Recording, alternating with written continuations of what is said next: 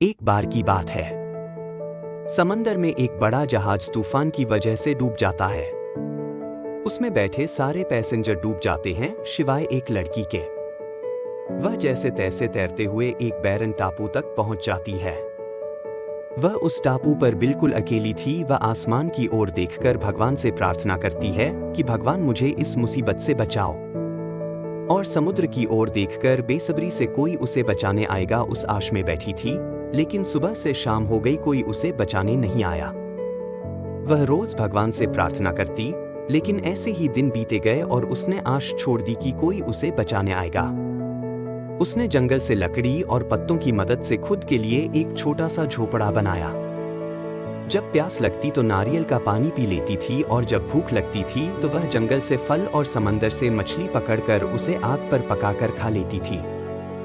एक दिन जब वह मछली आग पर पका रही थी, तब गलती से झोपड़ी में आग लग गई। उसने खुद को तो आग से बचा लिया, लेकिन झोपड़ी पूरी आग से जल गई। यह देखकर वह बहुत दुखी हो गई और आसमान की ओर देखकर भगवान को कोसने लगी कि तू कितना निर्दय है। और वही रेत में वह सो गई। सुबह जब उसकी आंख खुली तो उसने देखा कि एक मछली पकड़ने वाला जहाज वहां पर खड़ा था।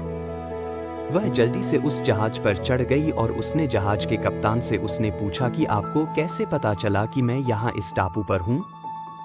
जहाज के कप्तान ने उसे कहा कि हमें टापू से रात को फायर सिग्नल मिला था।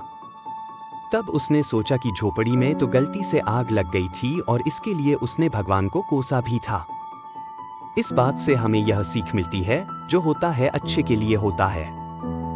कहानी को और लोगों तक पहुंचाने के लिए वीडियो को लाइक करें, शेयर करें। और अगर कहानी पसंद आई हो तो चैनल को सब्सक्राइब करें। फिर मिलते हैं एक नई कहानी के साथ। धन्यवाद।